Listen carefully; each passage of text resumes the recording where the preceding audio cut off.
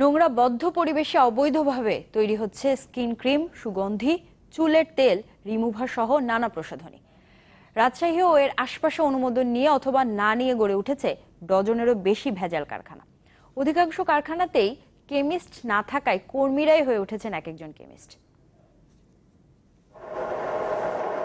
চার দেয়ালে ঘেরা অন্ধকার, আর এটাই হলো প্রসাধনী তৈরির কারখানা। কেমিস্ট বা রাসায়নিক বিশেষজ্ঞ ছাড়াই কর্মচারীদের অদক্ষ হাতে তৈরি হচ্ছে রং ফর্সাকারী cream, hair removal cream, glycerine, সুগন্ধি তেল। অথচ শুধু রং ফর্সাকারী ক্রিম তৈরির অনুমতি রয়েছে এই প্রতিষ্ঠানটির। এমনকি লাইসেন্সের মেয়াদও ফুরিয়ে গেছে 2014 সালে। রাজশাহীর উপকণ্ঠে কাটাখালী, বানেশ্বর এবং পুঠিয়া ও এর আশেপাশে 14টিরও বেশি ভেজাল প্রসাধনী কারখানার খোঁজ পাওয়া গেছে। 3টা কি 4টা প্রোডাক্টস আছে, আর বাদ বাকি ওগুলা বেস্টি আওতামুক্ত, ওগুলা বেস্টি পড়ে না ওর ভিতরে।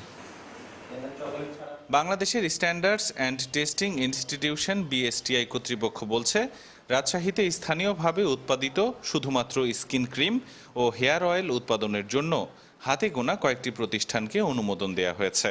বাকি পণ্যগুলোর মান যাচাইয়ের দায়িত্ব তাদের নয়।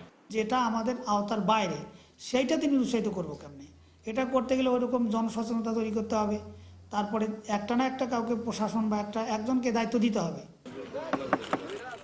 আর স্থানীয় প্রশাসনের দাবি, এমন কারখানার নির্দিষ্ট কোনো তালিকা না থাকলেও তাদের অভিযান অব্যাহত আছে। আমাদের কাছে অ্যাকচুয়াল তেমন কোনো তালিকা নেই, তবে আমরা শুনেছি যে ম্যাডোনা, মোনালিসা এই ধরনের বিভিন্ন নামে তারা এগুলো প্রক্রিয়াজাত করে। একটা চক্র এটার পিছনে কাজ করে।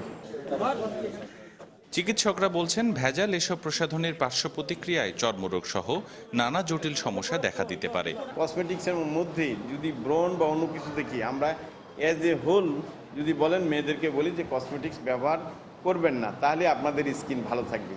কারণ কসমেটিক্স মেখে আমরা হিতে বিপরীতটাই বেশি পাচ্ছি। স্থানীয়রা চান অবিলম্বে ভেজাল প্রসাধনী তৈরির কারখানা বন্ধ করা হোক। আবরার শাইর, চ্যানেল 24, রাজশাহী।